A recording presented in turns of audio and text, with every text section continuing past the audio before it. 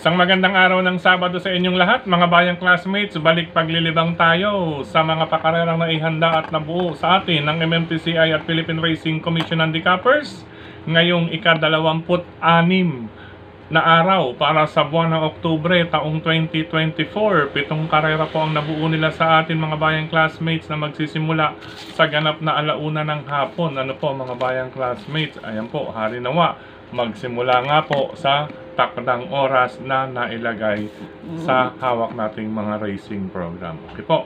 Anyway, bago tayo magpatuloy, nais ko munang i-welcome at pasalamatan ng ating mga bagong classmates, mga bagong subscribers dito sa ating channel. Welcome po at maraming salamat sa inyong pag-subscribe. At hari nawa, lagi sana kayong tumutok at tumangkinig upang sa gayon ay meron kayong giya at gabay na mapapagbasihan, magagamit sa tuwing araw ng paglilibang. Siyempre, pagdating sa takilya, kayo pa rin po ang masusunod kung sino-sino ang inyong isasama sa listahan. Okay po? Muli, welcome po at maraming salamat sa inyong pag-subscribe. Prayers po, mga bayang classmates, sa mga kababayan natin na nasalanta ng bagyo, lalong-lalo na po dyan sa mga kababayan ko sa Bicol Region. Ano po, halinawa, medyo naka-recover na po at nakaayos na po sa inyong mga lugar. At saka yung mga pabalik ng Maynila, yung mga babiyahe, may mga daan pa pong sarado, maging dyan sa Quezon, may mga sarado pa pong daan dahil nasira or nabagsakan ng mga debris, mga bayang classmates. Ano po, kaya medyo yung mga babiyahe, ingat-ingat pa rin po sa pagmamaneho. Okay po. Start na po tayo sa ating mga giya. Race number 1 para sa unang puntusan para sa larong winner take all, covers races 1 to 7. Sasalubungin nga pala tayo ng dalawang maiden race, pinaghiwalay dahil dito sa unang karera ang mga juvenile or tinahang mga 2-year-old maiden race. 4 na kalahok dito, mga bayang classmates. Sa karerang ito, ang ating nakikita ay ang dalawang kabayo. Number 1, Coming Early ni Mark Gonzalez against number 4, Joint Venture ni Apprentice Ed G. Guerra. Ayan po, sila pong dalawa para sa karera numero 1. Number 1, Coming Early, at number 4, Joint Venture. Good luck, unang takbuhan. Race number 2 po tayo, mga bayang classmates, para naman sa start ng winner take ng pick 6. Ano ba yan? Nabaliktad ng pick 6 tsaka winner take all. Anyway, mukhang makakabuo tayo. Balik tayo. Race number 2. Sa karerang ito, mga bayang classmates, ayan, 3-year-old and above maiden race. Mga bagitong kabayo rin dito. Batid naman po natin, gaya na ating nabahagi na ang iba rito. Kaya may more than 3-year-old or merong 4-year-old ay hindi po gusto or sapat yan sa tamang taong gulang. Ano po? Pero lagpas naman po iyan ng 2.5 years, mga bayang classmates. 2.5 years, lagpas na po yan. Medyo iba po kasi dito sa ating bansa, kunyari pinanganak ka ng August, pagdating ng January, considered as 1-year-old ka na. Ano po, kaya yan, bahagi lamang po yan, mga bayang classmates. Kaya ang iba dyan, makikita ninyo 4-year-old, pero iba dyan medyo early 4-year-old or mga 3-year-old 10 months, 3-year-old 11 months. Okay po. Binahagi ko lamang po yan. Sa karerang ito, minamagaling ang kalahok numero 4 na si Mr. Sipokot. Ayan, Sipokot, Sorsogon. Ano po, nasasakyan ni Ryan Onyok Garcia. Pagkakataon, Mr. Sipokot. Pero syempre, maiden race ito, mga bayang classmates. Nasa 3-year-old and above pa. Kaya isa't isa ang labanan. Pangalawang pamilihan natin, number 6, Cheers, nasasakyan ni Berjomel Galleta. Ayan po, medyo nabubulos dahil medyo matagal tayong napahinga. Ano po? Number 6, Cheers, nasasakyan ni Berjomel Galleta. Yan. At ang pangatlo, ang Batak sa Laban, number 7, Brown Pirate, nasasakyan naman ni Jenjen Huko, mga bayang classmates. Kaya race number 2 for Mr. Sipokot, minamagaling daw po. Pero hindi ko pwedeng iwanan ang kalahok numero 6 na si Cheers at number 7, Brown Pirate, dahil mailam po iyan base sa ating bubwit. Okay po, good luck, pangalawang takbuhan. Race number 3 para sa Pick 5, covers races 3 to 7. Sa karerang ito, dalawang pamilyan, unahan na lamang po sa pwestuhan at pagpaparemate, although maganda ang kanilang post position, mga pawang mga diremate, mga nasa labas. Number 9, Work From Home ni Pau Pau Guse, at number 8, Majestic Star with Jonel Calagos. Inuna natin si Work From Home dahil mainam yan sa labas, samantalang itong si Majestic Star medyo mag-a-adjust pa papunta palapit sa tabing bayan, na kung saan mainam kumilos or humakbang itong si Majestic Star malapit sa tabing balya. So watch out na lamang po. Kailangan alisto si Jonel Calagos sa pwestuhan dyan, mga bayang classmates. Sabay na sabay po yan. 9, Work From Home. 8, Majestic Star para sa ikatlong takbuhan. Good luck, mga bayang classmates. Race number 4 para sa Pick 4 covers races 4 to 7.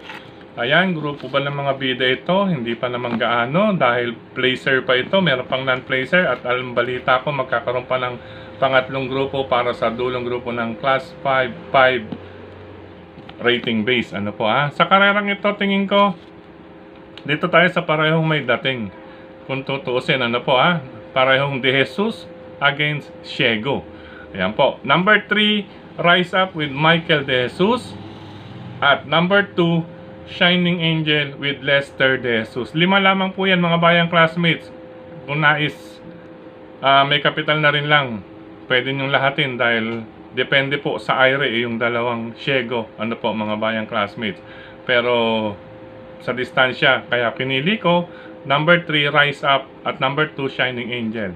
Distansya at pagkakabayo maging sa hinete. Good luck po, ika-4 na takbuhan. Race number 5 tayo, mga bayang classmates. Sa karerang ito, kahit saan ko tignan, malaking pagkakataon para sa kalahok numero 3 na si Vitrius, na sasakyan ni Ciego Jr., mga bayang classmates. Ano po, bagong baba pa ito ng grupo, mga bayang classmates. Bayang classmate, Vitrius.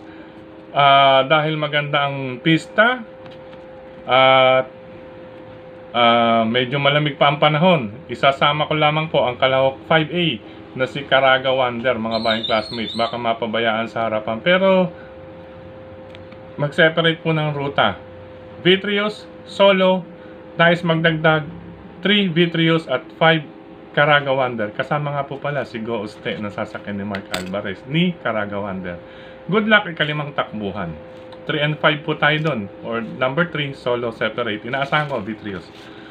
Race number 6, penultimate race tayo. Ito magandang grupo. Harinawa, lahat labas or palaban, mga bayang classmates. Sa karerang ito, unahin ko galing sa panalo. Magandang panalo. Talagang naipakita. Nasa kamay pa rin po ni Jeff Zarate. Number 3, Guerrero Warriors. Ayan po, una natin, number 3, Guerrero Warriors. Pero once na ilabas, itong number 7 na si Summer Rule ni Ryan Base, ito ang isa sa mga magiging kalaban dyan sa ika-6 na takbuhan. Yan po, magpapakiramdaman din po yan. Ngayon, bukas at magpakailanman. Hindi, joke lang. Sa karerang ito, kapag oras naman po, mapabayaan ang kalahok numero 5 na si Inclusion ni Dan Camanyero. Isa rin pong threat ito, mga bayang classmates. Kaya maniguro po tayo. Race number 6, number 3, Guerrero Warriors, 7, Summer Rule, at number 5, Inclusion para sa ika-6 na takbuhan. Good luck, mga bayang classmates. Last and final race for today, araw ng Sabado. Dito, mga bayang classmates, napuna ko lang ano ba talaga tong rating. Kasi sa totoo lang, karamihan po or 90+%, 95%, pag bumababa ng grupo ay -1. Pero bakit itong number 8 na si Sound of Silence from group 17 ay -2 ang ibinigay? Bakit nasa 15 ito? Kaya question ito, mga bayang classmates, malaking question, panawagan sa mga handicappers. Ano po? Bakit ang iba na tumatakbo or karamihan sa mga nagpapababa or naibababa ng grupo ay -1 lamang? Bakit itong si Sound of Silence? Bakit -2? Dito, ano po galing sa 17 nakaraan, 15 ngayon. Ayan po, hindi lang natin alam kung may typo error or may typo sa handicappers. Ayan. Anyway, question lamang po iyan. Kayo pa rin po ang masusunod. Batas ninyo, pagbutihan ninyo. Ayan. Anyway, sa karera ito, last and final race, number 4, Doña Chichay ni Albert Serios. Inaasahan na po natin ito, mga bayang classmates, na maaaring maka-score na ng panalo rito sa paratingan at sa klase ng grupo. Malamig po ang panahon. Number 4, Doña Chichay. Pwede naman po itong striking distance. Naturuan na po itong barimatihin. Ang pangalawa natin, ito lagi naman nasa timbangan or nasa premyuhan palagi. Kung nais magdagdag, nariyan po number 7, si Achi Holly. At kung tama man ang pagkababa nitong number 8 na si Sound of Silence, pangsama po ito. Si Achi Holly sasakyan po ni Elvin Abreya, samantalang itong number 8 si Sound of Silence ni Ryan Onyok Garcia. Itong si Sound of Silence, question tayo rito, no? Question sa kanyang group. Bakit 15? Ulitin ko. Dahil karamihan, mga 95%, pag naibababa ng grupo, -1. Bakit ito -2? Ulitin ko, Sound of Silence, pangkuha to kung tutuusin eh. Kaya lang, baka, ito malamang wrong group eh. Pero, batas nila yan. Anyway, yan, 4, Doña Chichay, 7, Achioli, at number 8, Sound of Silence. Good luck mga bayang classmates. Yan, kahit may pagkakamaling, ngitian lang natin. Ganyan talaga, hindi natin masabi ang nagpapatakbo ngayon sa MMTCI kung taga MMTCI ba o taga labas. Anyway, question lamang po yan. Ano po, nagtatanong lang. Sa pagkakataon ito, muli maraming salamat sa inyong pagtutok, pagtangkilik, pagsubaybay mga bayang classmates, higit sa lahat ng pagtitiwala. Maraming salamat sa suporta palagi sa atin ni Sir Dennis Gonzalez, si Brother Drasen Padilla, Daniel Uben.